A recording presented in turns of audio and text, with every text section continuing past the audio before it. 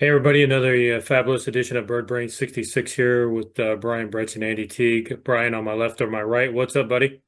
It is all good, my friend. What's happening? Same old, same old. Another team set here from the 2024 Topps update. 350 cards in the base set of Topps for the update, and 13 in the Cardinals set. And again, still like this set from this year. Nice design. And what are your impressions of this update set? I have a few things I like and a number of things I don't like. that that makes both of us. I do like the design. Like you mentioned, 13 players. There's a couple of people that I'm disappointed that aren't in here, and then there's one that we'll get to that we are disappointed to see in the set. But you and I talked a little bit about this overall. But again, good design. I'm just putting up Mr. Alec Burleson right out of the chute. I'm gonna kind of do mine in alphabetical order. There's the whole stack, what it looks like. Nice, One of clean. the highlight players from this particular season, actually, there's the back of Yep. Alex card. So we'll jump right into it because you said that what your likes and dislikes are. We've already talked about this, but I kind of threw that question to you before we started recording, so I don't want to steal your thunder. So let's start out. Let's start out with the low light of the set. What are you most frustrated or disappointed in? Who was either included or excluded from the set? Well, I'm going to go ahead and start with Gallegos. Obviously, he's one guy that I don't understand why he's in the update set because he should be in the update set somewhere else, but not with the Cardinals. Correct. Yeah, and obviously he did. He went to sign with the Twins, but I don't believe he ever made the major league roster throughout the season. But a guy like Eric Fetty did not get included in this particular set, so it's disappointing to see that. And going back to the days when you and I were younger, when they first started the Topps traded set, because if I remember correctly, the top sets would come out somewhere like May, June timeframe, and Correct. then they would have the traded set would come out after that, and actually have players that were traded or not part of the roster at that particular time, but now it's turned into a whole completely different monster. And the other thing you just showed Burleson. So not that I don't like Burleson, but I don't understand how he's not included in the Series One and Series Two. That to me makes no sense because he was, already part of the team last year. Right. And also this particular card, not that I'm opposing any Mason Wynn cards, Major League debut was in 2023, obviously. Again, should have been in Series One or Series Two. I don't see why it's in the update set when you could have put somebody else, inside the update set. Sorry. Mhm. I'm gonna go ahead, Helsley, another one. So there's another guy. It's like just doesn't make a whole lot of sense to me that the way they do business now. Glad to see Crawford's in it. He's actually wasn't on the team, but also was didn't make it to the end of the season either. So that's Right. another questionable one. How far out are they actually packaging these things? And, in the digital age when everything can be done by computer, unlike the old days, I don't understand why you can't exclude and when, start running the print run a little bit later, because this thing's not released till October. So Right. And we've again, talked, yeah, we've talked about that before. I didn't mean to cut you off. And when if people are watching this for the first time and not understanding where we're coming from, all you have to do is look at the Tops Now set when they come up with a guy and do a limited run of 1,235 cards of, say, you know, Sagasi when he gets his, and I'm probably not saying his last name right, but gets his first major league hit or whatever. They can go right to print right away and do something like that. But then they come up with the Brandon Crawford example, where why, or again what you just showed with Gallegos. I mean, so they you can brought do up it, another interesting point due to the Major League Baseball players contract. I can't remember the date in May, but if you're not on the major league roster by that particular date, you cannot appear in a rookie card throughout the rest of the season, other than what's on Tops Now, which doesn't make sense because when you see it on the card, for however Sajasi, Sagasi, however you want to pronounce it. I know we are probably doing an injustice, but we will get to learn his name as we go on. But Correct. anyway, you're still putting rookie card on that particular card, so still that doesn't make sense to me. But Yeah. enough of the complaining. Yeah. Let's Glad to go to the see this positive. guy Yes, got a finally. card. Happy to see that. And can we clarify one thing here real quickly? So you and I kind of got a little bit upset earlier at the beginning when Series One was out, or maybe Series One, and they didn't call it Series One and Two, but they did do basically two different runs of tops, and we complained that Michael wasn't in there, and then we complained even more when they did the tops. Now we complained that he didn't have his first major league hit. Um, and why they didn't mark that. And you caught that, so props to you that he had actually gotten his first hit like a season or two before when he had a cup of coffee with the Cincinnati Reds. So just wanted Right. to clarify that for those who follow the tops now, that was just our frustration. So when we don't have facts correct, it's time for us to correct them, and there we did it. So we can move on. So what are more positives that you got? Well, obviously Victor Scott Yes, and not one, but Victor Scott too. Oh yeah, but that is his name. But he actually has two cards in this set. One of his actual rookie card, then also of his major league debut, which is kind of cool. right. And I like how you played that. Victor Scott, the second two cards. I don't know if you intended it that way, but I'll I, tell you I, I actually really. did. I actually did. Okay. Believe it or not. So here's one that we were very high on, the rookie combination, or it's called rookie combos. Let me show the back here. Kyle Leahy and Mr. Roy Croft here. Well, I'm going to They go back to 80 and 81 because you had the three rookies on the card, and I really love that. Wish they'd go back to that kind of thing, But it's more of a to me more of a money grab now. So the more cards you can put out, the better. right. Can't even remember. I came. I was looking at somebody the other day, and it's the guy's been trying to think who it was off the top. I can't. It's a Cardinal.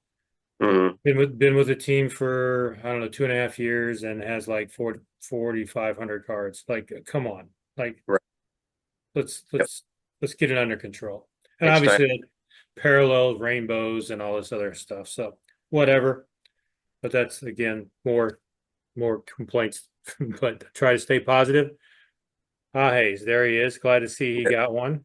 Intricate part of the team this year with Contreras going down. So good to see he's got his due. But he also got two tops now cards earlier in the year. So Right. he's on his way to 5 cards. I like it. I like it.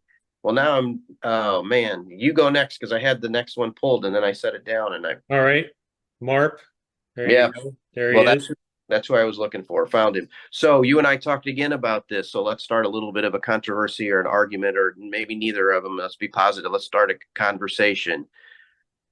Mark, Cardinal Hall of Famer in the future or not? Or is that? I mean, put it this way: if his name goes on the ballot, current fans will vote for him based on his um, longevity with the team. But if you look at his overall stats, um, I'm not 100% sure I want to put him in the Cardinal Hall of Fame. Or if it is, let's let it go down the road about maybe 10 years from now and not let's not put him in right away when he's eligible after the first 3 years. That should be rarefied air for guys like Pujols and Molina. Mark, again, Correct.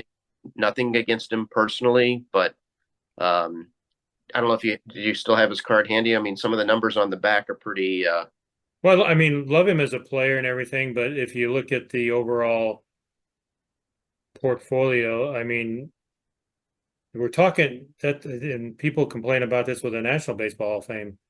You know, does the guy actually have the numbers to be in that particular Hall of Fame? And the Cardinals, requirements are you have to have at least 3 full major league seasons with the team, but there's not really any, it's subjective because there's a fan vote, there's a veterans, I think that they have a veterans or a veterans, whatever. I can't remember what the Oh committee's yeah, the Red Ribbon Committee. red ribbon. There you go. Yeah, Thanks for correcting me on that because I, but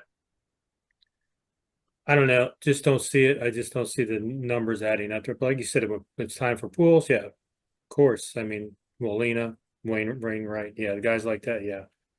But Yeah, and we could have a whole other show about guys that who I think are more deserving. And again, not a knock against Marp, but just anyway, I think it's in due time.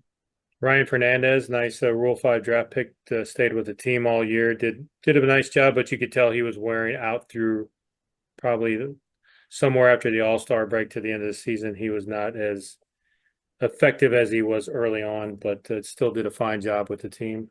Hey, go back to him, or I'll grab it here for just a second. I want to point one thing out here, and I'm going to show how much of a old man I am and an old collector. What I really like about this photo of Ryan Fernandez, he actually looks like he is a pitcher and not an arm thrower. So what I mean by that, look, I love this particular pose where he's getting that front leg out there and he's going to do some work and really use the torque of his upper body to get those pitches. Too many of these guys, in my opinion, anymore are getting hurt because they're not they're throwers and they're not pitchers. So just wanted to point that out. I think that's a great shot. Last but not least, Steven Matz. There you go. So limited time with the club this year, so who knows if he'll be back next year with the club. Again, just another guy that could have been included in Series 1 or Series 2, and it's Right. just unfortunate that they don't do that. Yeah, if you go back to looking at his picture again, I'm trying not to beat this dead horse, but I know he's pitching off the stretch here in this particular shot. But I mean, this is a thrower again. This is not a pitcher. There's no leg movement. Maybe he's doing that so the guy on first, he's trying to hold him on first, and maybe he has adjusted his uh, wind up a little bit. But that's to me one of the biggest things about arm issues in Major League Baseball is nobody's learning to pitch. They're just rearing back and throwing. So, So I have my next complaint with the set if I can. oh, please do. I'm not So the I'm so not the police here. as we know, every year this happens too. Here's the Contreras insert of the 1989 Topps card. 35th anniversaries. It's on the seal there. Hmm. So again, we have Topps archives every year. So again, of course I bought it, so I can only complain to myself for making the purchase. But I like Wilson Contreras, so I wanted Correct. the card. But again, with Topps archives, not really to me, it's not really necessary to put that particular kind of card in the base or updated set throughout the year because that's what to me that's what the archive set is supposed to be. They do the flashback type thing, and I know they've been doing that for a number of years now. I'm thinking probably the 20 since like 2017, 2018 as inserts. So And and what's interesting about that too, it's only like four cards, right? I mean, it's never been more than four or five cards on that crazy insert. Again, it's well, not like if you go back to probably 2018, 2019, there's almost like a full set okay, if you go back okay, and look at those. I mean, it's quite a few. And we'll dig into one of those down the road. But yeah, it's quite a few in those particular years. Another thing, you know, just these kind of things. Yes, they are mystical, but not really sure. I mean, and I kind of just got them for an example of what we're talking about here. Those were mystical, and these are all class. So I'm like not really sure. well, I liked your word at the very beginning of this. It's kind of like a money grab, and I understand it. I know collecting is extremely hot right now. It was getting hot before COVID, and then COVID really made everybody start spending money all over again. Yeah, Autumn and Tales, Ozzy. About the 85, home run. right. Bob Gibson against the Tigers, and they've actually done series similar to this as inserts previously with basically the exact same information, Hmm. and then one more, and there's a final one on Albert. So yeah, it's just the inserts are just maddening at times. To me, when you do an insert, I can go back to the 2010 set or one of those Bowman sets from the 2000s. If you're doing like the Redbacks or something with players, that's something kind of cool Right. because they don't make those Bowman sets. Well, they do make Bowman, but just to have that as kind of something for nostalgia, that's fine. But some of these things are just like good grief. What I mean, No, let's I would just agree. let's just stop it. Yeah, and it is. I think that right now we're over. Not we personally, but Fanatics is and Tops even before the purchase has been oversaturating the market. And while we're on the subject, I'll talk about one thing that's kind of been upsetting to me is what's up with Fanatics slash Tops sticking it to all the local card shops by not offering them the normal supply where the kids in the neighborhood can walk up to the card shop where I live. It's in a strip mall. Go in and you could buy. He'd gets however many boxes. And I was just in the other day and had a long conversation with him, and it's sad because it's almost like they're trying to force these small business owners who have been doing this, and the guy that I know, Randy, has run a great shop for more than 30 years. He started it with his dad, and it's just been an iconic place for card collectors for 3 decades. And now all of a sudden he's getting hosed over by Fanatics because they want to do more of these showing people ripping open stuff and showing cards or whatever they're doing. And I just shame on Fanatics for trying to get rid of the card shops, because if you want to keep card collecting going, you got to have the ability for people like you and I when we were little to hop on our bikes. And I still see kids on Saturdays when I drive by the place. I don't necessarily go in, but there's bicycles parked out front, so kids are still doing what we did. However, they're earning money. You and I cut grass, whatever they're doing, they're going there, they're spending their couple of bucks to buy a heritage package, buy a update, so whatever. Here's the difference. These kids are now ripping cards and getting $1,000 cards out of the packs. Well, that's true, but I mean, I know that hey, I heard a guy in that same shop the other day come in and talk about what he ripped open. He bought a box for however many, and that's the other sad part too. So many hundreds of dollars, but when you're putting like one of ones and twos of fives in there, of course I can understand you're going to raise the price. But again, I think that it's turned into a business for people our age, and I think again you're limiting the generations of collectors who are coming behind us, and then all of a sudden the market is going to dry up. So there's my op-ed. Yeah, it's just it sucks. There's you have to be a member of Tops or be it's like everything sell if you're not a certain member, you can't get in on the purchasing on the online. It sells out instantly, then you're subjected to go and find it somewhere. And then you're lucky if you can run across the Target or Walmart or something, because by the time you get there, so people are waiting at the doors for the place to open and they go and take every freaking pack out of the place. So even a kid trying to get something out of there is almost damn near impossible. So it is unfortunate. Yep, I would agree. So we should get ready to wrap this show up.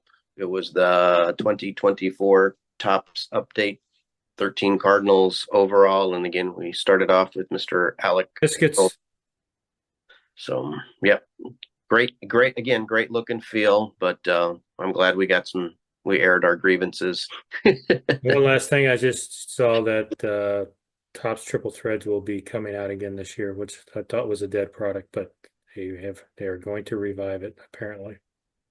One set that I will most likely stay away from, because I told you, just for everybody, Andy and I've had lots of side conversations in between these shows, and I'm moving further and further away from all of the parallels and stuff, and going back and revisiting fun stuff from the 70s, 80s, and 90s and 2000s, and I'm getting tired of spending money on all this other stuff. So Especially with when that, they continue to use the same photos they've used on the 500 other cars that they produced instead of using something new. So that's the exactly. other Yep. problem. All right, everyone. Well, as always, thank you for following us us on the Bird Brain 66 YouTube channel. You can follow us on X, on Threads, on Instagram, and on Facebook. So, with that, we thank everybody for watching, and we've got more fun shows coming down the road. All right, everybody. Thanks. Appreciate it. We will see you later. Thanks again and subscribe.